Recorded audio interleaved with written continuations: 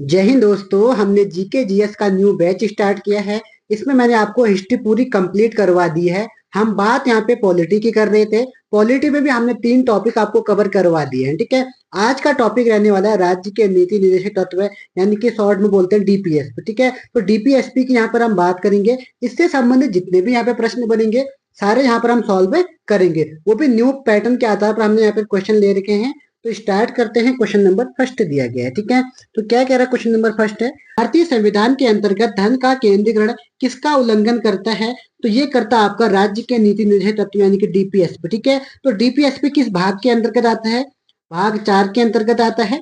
और ये आर्टिकल आपका 36 से लेकर 51 तक के आते हैं इसमें, ठीक है। ये भी आपको याद होना चाहिए। नेक्स्ट क्वेश्चन देखते हैं। क्वेश्चन नंबर दूसरा है, भारत के संविधान का कौन सा भाग कल्याणकारी राज्य के आदर्श की घोषणा करता है? यह आपका राज्य के नीति निर्देशक तत्व यानी कि डीपीएसपी, ऑप्शन ए आपका करेक्ट आंसर हो जाएगा, ठीक है।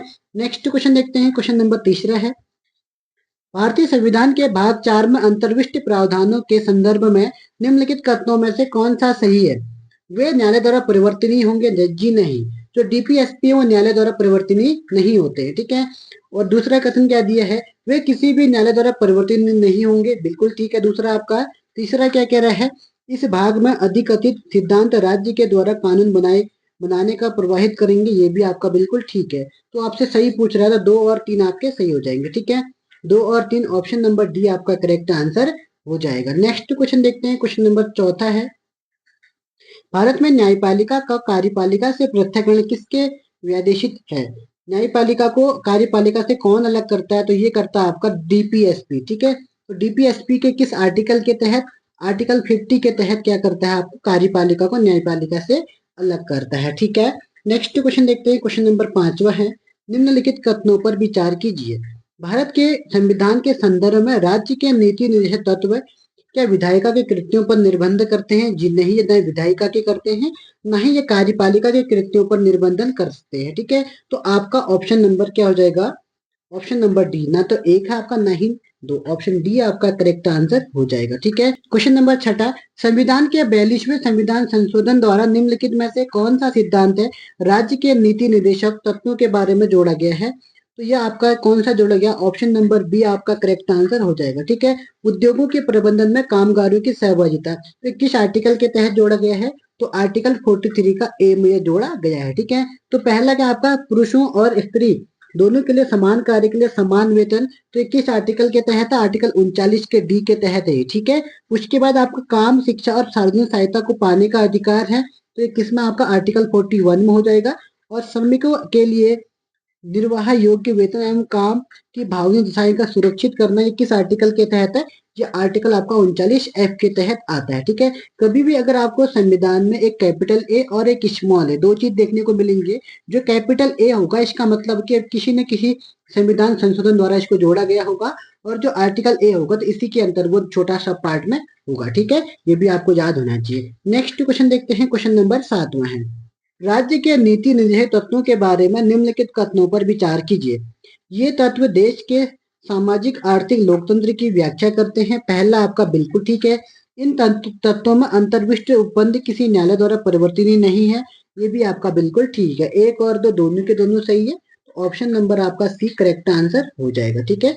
नेक्स्ट देखते हैं। क्वेश्चन नंबर 8वां है, भारत के संविधान में अंतरराष्ट्रीय शांति और सुरक्षा की अभिवृद्धि का कहाँ उल्लेख है? तो ये आपके डीपीएसपी में, ऑप्शन बी आपका करेक्ट आंसर हो जाएगा, ठीक है। तो किस आर्टिकल के तहत? आपका आर्टिकल 51 के तहत क्या अंतरराष्ट्रीय शांति है। नेक्स्ट देखते हैं। क्वेश्चन नंबर 9 है, निम्नलिखित में से कौन सा प्रावधान नीति निषेध तत्वों तथा मौलिक कर्तव्य दोनों का एक भाग है? तो ये कौन सा आपका? तो ये है आपका ऑप्शन नंबर डी, पर्यावरण संरक्षण, ठीक है। तो आपका डीपीएसपी में जो आपका पर्यावरण संरक्षण है किस आर्टिकल के तहत आता है? तो आर्टिकल 48 के तहत आपका पर्यावरण का संरक्षण डीपीएसपी के अंतर्गत आता है। जबकि आपका जो उसमें है मौलिक कर्तव्य में है, मौलिक कर्तव्य में आपका 51A का कौन सा होगा? जी, ठीक है। ये पार्ट आपको याद रखना होगा, इस चीज में बात करेंगे पर्यावरण संरक्षण की, ठीक है। नेक्स्ट क्वेश्चन देखते हैं। क्वेश्चन नंबर 10वां है, निम्नलिखित में से कौन सा एक राज्य का नीति निर्देशक सिद्धांत संविधान के बाद में जोड़ा गया था? ग्राम पंचायतों का गठन आर्टिकल 40 में था, पहले से ही था। गोवध निषेध, ये भी आपका पहले से ही देखने को मिलेगा। उसके बाद आपका मुफ्त कानूनी सलाह, ये आपका बाद में जोड़ा गया था। और उसके बाद ये 39A में है, निःशुल्क कानूनी सहायता भी इसको लिखा होगा। और इसके बाद समान नागरिक संहिता, ये आर्टिकल 44 के तहत, ठीक है। तो बाकी 3 थे आपके, ऑप्शन सी जो आपका करेक्ट आंसर हो जाएगा, ठीक है। ये बाद में जोड़ा गया था, ठीक है। तो किस संविधान संशोधन से जोड़ा गया था, कभी कभी ऐसे प्रश्न भी बन सकते हैं। तो ये आपका जोड़ा गया था आपका 42वां संविधान संशोधन से, ठीक है। नेक्स्ट क्वेश्चन देखते हैं, क्वेश्चन नंबर 11 है, निम्नलिखित में से कौन सा एक राज्य के नीति निर्देशक सिद्धांतों का उद्देश्य नहीं है। एक कल्याणकारी राज्य की स्थापना करना, पहला आपका बिल्कुल ठीक है। सामाजिक आर्थिक न्याय को सुनिश्चित करना, ये भी आपका बिल्कुल ठीक है। एक धार्मिक राज्य की स्थापना करना, ये आपका गलत हो जाएगा। एक धर्मनिरपेक्ष राज्य की स्थापना करना, ये भी आपका बिल्कुल ठीक है। तो आपका option number C correct answer हो जाएगा, ठीक है। नेक्स्ट क्वेश्चन देखते हैं, क्वेश्चन नंबर 12 है, संविधान निम्न में से किसके शोषण के विरुद्ध अधिकार स्वीकृत करता है। बच्चों के करता है, बिल्कुल ठीक है। स्त्रियों के करता है, बिल्कुल ठीक है। जनजातियों के करता है, ये भी आपका बिल्कुल ठीक है। शोषण के विरुद्ध अधिकार आपके डीपीएसपी में कौन से आर्टिकल में है, तो ये आर्टिकल है आपका कौन सा हो जाएगा, ये आर्टिकल 39 के एफ में कहा गया, ठीक है। 39 एफ में कहा गया है, इसमें दलितों की कोई बात यहाँ पर नहीं कर रखी है, तो बच्चों, स्त्रियों और जनजातियों की बात यहाँ पे की है। तो 1 2 3 आपके सही हो जाएंगे। तो 1 2 3 ऑप्शन नंबर सी आपका करेक्ट आंसर यहाँ पर हो जाएगा, ठीक है। नेक्स्ट क्वेश्चन देखते हैं, क्वेश्चन नंबर 13 है, राज्य के नीति निर्देशक सिद्धांत एक ऐसा चेक है जो बैंक की सुविधा अनुसार अदा किया जाता है, किसने कहा था, तो ये कहा था आपका केटी शाह ने। ऑप्शन नंबर डी आपका करेक्ट आंसर हो जाएगा, ठीक है। नेक्स्ट क्वेश्चन देखते हैं, क्वेश्चन नंबर 14 है, राज्य के नीति निर्देशक तत्वों की व्याख्या भारतीय संविधान के पार्ट 4 में की गई है, भाग 4 में की गई है। यह व्यवस्था किस देश के संविधान से ली गई है, तो ये ली गई आपकी आयरलैंड से। ऑप्शन नंबर डी आपका करेक्ट आंसर यहाँ पर हो जाएगा, ठीक है। नेक्स्ट क्वेश्चन देखते हैं, क्वेश्चन नंबर 15 है, भारत के संविधान के अनुच्छेद 51 क के उपबंधों के तहत प्रयत्न, पालन एवं आदर शब्द किससे संबंधित है, तो ये हमारे संविधान से संबंधित है। ऑप्शन ए आपका करेक्ट आंसर हो जाएगा, ठीक है। नेक्स्ट क्वेश्चन देखते हैं, क्वेश्चन नंबर 16 हो गया, भारतीय संविधान में राज्य के नीति निर्देशक सिद्धांत की अवधारणा किस देश के संविधान से ली गई है, तो अभी मैंने आपको बताया था आयरलैंड से ली गई है। ऑप्शन सी आपका करेक्ट आंसर हो जाएगा, ठीक है। नेक्स्ट क्वेश्चन देखते हैं, क्वेश्चन नंबर 17 है, भारतीय संविधान के भाग 4 में दिए गए निर्देशित सिद्धांतों में निम्न में से कौन सा सूचीबद्ध है। समान कार्य के लिए समान वेतन, बिल्कुल ठीक है, ये आपका 39D में कहा गया है, आर्टिकल 39D में। समान नागरिक संहिता आर्टिकल 44 में कहा गया है। प्राथमिक स्तर छोटे परिवार का मानदंड, ये भी इसमें नहीं है। और प्राथमिक स्तर पर मातृभाषा, या आपका 350A में कहा गया है बात, ठीक है। तो आपका नीति निर्देशक तत्व की बात कर रहा था, 1 और 2 होगा केवल, ठीक है। तो 1 और 2 किस ऑप्शन में है, तो ऑप्शन बी आपका यहाँ पर करेक्ट आंसर हो जाएगा, ठीक है। नेक्स्ट क्वेश्चन देखते हैं, क्वेश्चन नंबर 18 है, आपको सूची पी और सूची आर को आपस में मिलान करना है। एक तरफ आपको सूची पी दे रखी है, एक तरफ आपको सूची आर दे रखी है, तो मिलान करते हैं आपस में। समान न्याय और निःशुल्क कानूनी सहायता, यह आपका 39A के तहत है, पहले का 2 हो जाएगा। पर्यावरण की सुरक्षा, यह आपका आर्टिकल 48A में हो जाएगा, 1 हो जाएगा। काम करने का अधिकार आर्टिकल 41 में, यानी कि ये 3 हो जाएगा। और स्मारकों का संरक्षण आर्टिकल 49 में है, यानी कि ये 4 हो जाएगा। 2 1 3 4 किस ऑप्शन में है, देखते हैं। 2 1 3 4 ऑप्शन बी आपका यहाँ पर करेक्ट आंसर हो जाएगा, ठीक है। नेक्स्ट क्वेश्चन देखते हैं, क्वेश्चन नंबर 19 है, भारत के संविधान में वर्णित नीति निर्देशक तत्वों का सम्मिलित युग्म पहचानिए, ठीक है। समान न्याय और निःशुल्क विधिक सहायता आर्टिकल 32 गलत है, ये आर्टिकल 39A में है, ठीक है। उसके बाद है कृषि और पशुपालन का संगठन, यह आपका आर्टिकल 48 में कहेगी बात है। ग्राम पंचायत का गठन आर्टिकल 40 में कहा गया है। पुरुषों और स्त्रियों दोनों का समान कार्य के लिए समान वेतन 39D में, ये आपका बिल्कुल ठीक है। तो ऑप्शन डी आपका करेक्ट आंसर हो जाएगा, ठीक है। नेक्स्ट क्वेश्चन देखते हैं, क्वेश्चन नंबर 20 है, नीति निर्देशक सिद्धांत हैं, ये वाद योग्य नहीं होंगे। ऑप्शन नंबर बी आपका करेक्ट आंसर हो जाएगा, ठीक है, यानी कि न्यायालय में परिवर्तनीय नहीं होंगे। नेक्स्ट क्वेश्चन देखते हैं, क्वेश्चन नंबर 21 है, सूची 1 को सूची 2 को सम्मिलित कीजिए तथा नीचे दिए गए कोड की सहायता से उत्तर चुनिए। तो पहला आपका ग्राम पंचायतों का संगठन आर्टिकल 40 बिल्कुल ठीक है। फिर आपका अनुच्छेद 41 काम करने का अधिकार, ये भी आपका सही है। अनुच्छेद 44 सामान्य नागरिक संहिता आपका बिल्कुल ठीक है, पहला इसमें उत्तराखंड है, ठीक है। आजादी से पहले की बात करेगा तो गोवा आएगा, लेकिन आजादी के बाद यूसीसी लागू करने वाला पहला राज्य कौन है, तो आपका उत्तराखंड आएगा, ये भी याद रखना, ठीक है। इसकी डेट भी याद करना, शायद 27 जनवरी 27 फरवरी के आसपास है, एक बार अवश्य आप इसको याद कर लेना। और आर्टिकल 48 में कृषि एवं पशुपालन की बात की, ये भी आपका बिल्कुल ठीक है। तो एक का एक, दो का दो, तीन का तीन, चार का चार, ऑप्शन ए आपका करेक्ट आंसर हो जाएगा। ठीक है, नेक्स्ट क्वेश्चन देखते हैं 22 है, राज्य के नीति के निर्देशक तत्व के अधीन निम्नलिखित में से कौन सा एक बंद नहीं है? पहला आपका काम करने का अधिकार, ये बिल्कुल ठीक है, आर्टिकल 41 के तहत काम करने का अधिकार डीपीएसपी के अंतर्गत रखा गया है। ठीक है, दूसरा है बी, 6 वर्ष से कम आयु के बच्चों की प्रारंभिक बाल्यावस्था में देखभाल और शिक्षा का उपबंध है, ये भी आपका बिल्कुल ठीक है, आर्टिकल 45 के तहत ये बात कही गई है।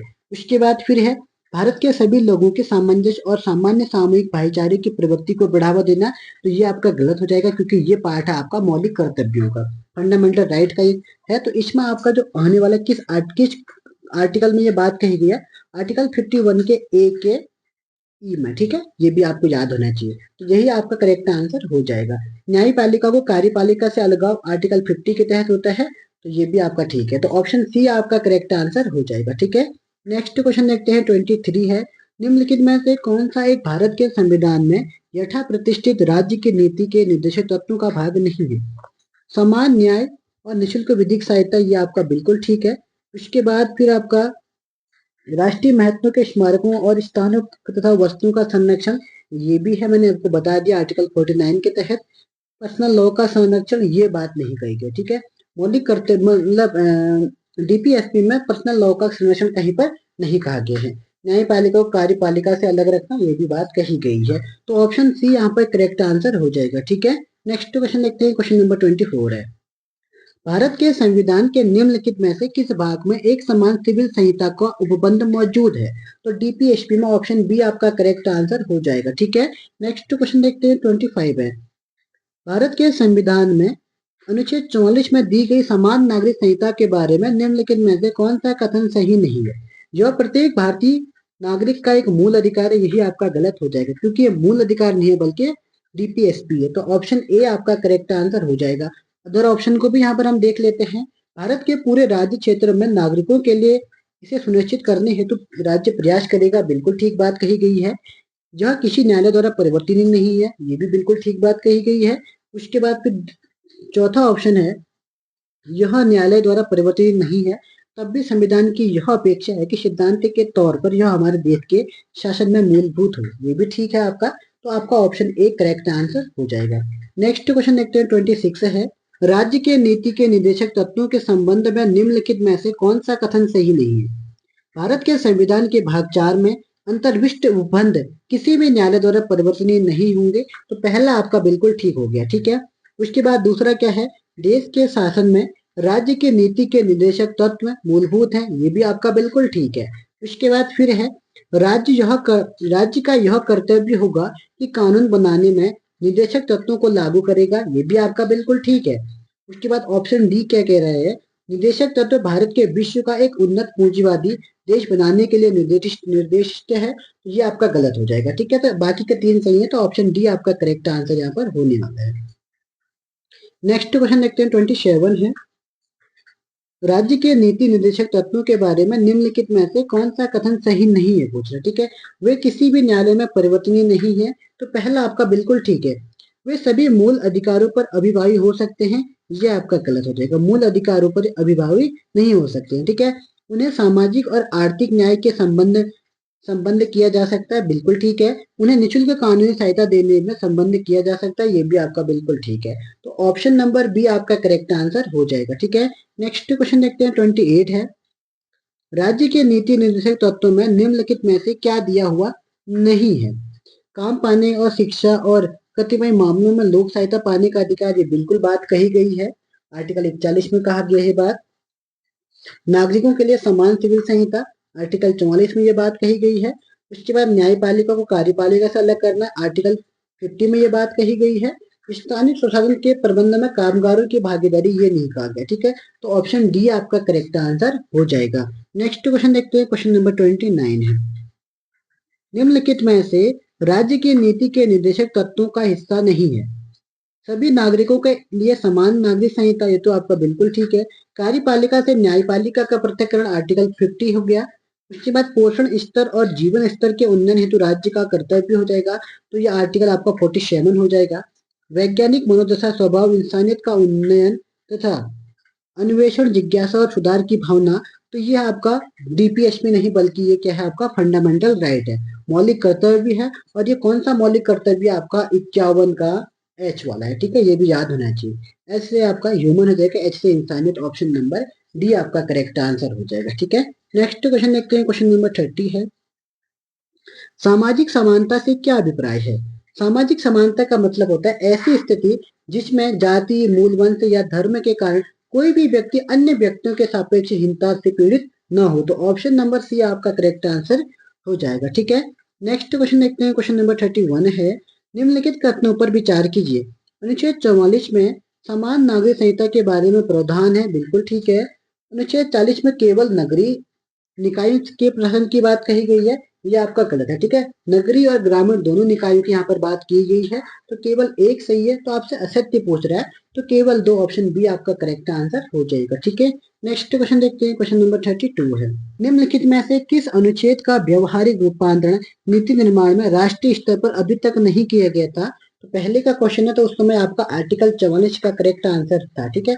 अब तो हमारे उत्तराखंड राज्य ने भी ये आर्टिकल 44 को लागू कर दिया गया, ठीक है। तो यानी कि ये आपका जो समान नागरिक संहिता लागू करने वाला पहला राज्य कौन बन गया है, उत्तराखंड बन गया आजादी के बाद। आजादी से पहले कौन था आपका, गोवा। नॉर्मली अगर ओवरऑल बात करेंगे तो उत्तराखंड का स्थान दूसरा है, लेकिन हाँ अगर आजादी के बाद कहेंगे तो उत्तराखंड का पहला स्थान है, ठीक है। नेक्स्ट क्वेश्चन देखते हैं, क्वेश्चन नंबर 33 है, हाल ही में 3 तलाक मुद्दे को लेकर भारतीय संविधान में वर्णित नीति निर्देशक तत्वों के किस अनुच्छेद के राष्ट्रीय स्तर पर व्यवहारिक प्रयोग की बात के जोरों पर है। तो आपका आर्टिकल 44, ऑप्शन नंबर सी आपका करेक्ट आंसर हो जाएगा, ठीक है।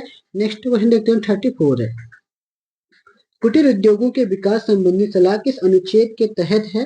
तो कुटीर उद्योग किस अनुच्छेद के तहत आते हैं आपके, तो ये आते हैं आपका ऑप्शन नंबर बी आर्टिकल 43 के अंतर्गत, ठीक है।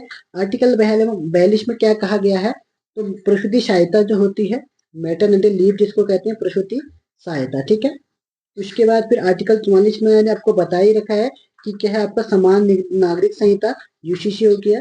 उसके बाद आर्टिकल 45 में जो 6 से लेकर 0 से लेकर 6 वर्ष की जो बच्ची हैं उनका स्वास्थ्य प्लस, और 6 से लेकर 14 के बच्चों के लिए शिक्षा की बात उसमें कही गई है, ठीक है। तो ऑप्शन नंबर बी आपका करेक्ट आंसर हो जाएगा। नेक्स्ट देखते हैं, 35 है, निम्नलिखित में से किस राज्य में समान नागरिक संहिता लागू है। तो अभी गोवा में लागू है, ऑप्शन नंबर बी आपका करेक्ट आंसर हो जाएगा, ठीक है। उत्तराखंड भी आपको याद होना चाहिए। नेक्स्ट क्वेश्चन देखते हैं, क्वेश्चन नंबर 36 है, निम्नलिखित कथनों पर विचार कीजिए। मूल संविधान में कुल 10 नीति निर्देशक तत्व हैं, ये आपका बिल्कुल गलत हो जाएगा। फिर दूसरा कथन क्या दिया है, संविधान के भाग 4 में अनुच्छेद 36 से 51 तक के नीति निर्देशक तत्व का उल्लेख है, ये आपका बिल्कुल ठीक है। 36 से 51 तक आप गिन लेना कितने आपके हो रहे हैं, ठीक है, 10 नहीं है। उसके बाद फिर आपका अनुच्छेद 38 में 44वें संविधान संशोधन द्वारा भाषा में परिवर्तन किया गया था। हाँ, एक बार परिवर्तन किया गया 44वें संविधान संशोधन द्वारा, ये आपको याद होना चाहिए। 2 और 3 सही है। फिर चौथा है 86वें संविधान संशोधन 2001, ये भी आपका गलत दिया, ठीक है। 2001 नहीं बल्कि 2002 होना चाहिए था। 6 से 14, 6 से कम आयु के बच्चों के लिए शिक्षा, ये भी आपका गलत दिया है, ठीक है। शिक्षा एवं देखभाल का प्रावधान है, तो ये आपका बिल्कुल गलत हो जाएगा। तो आपका असत्य पूछ रहा था, 1 और 4 आपका आंसर हो जाएगा, option number B correct answer हो गया, ठीक है।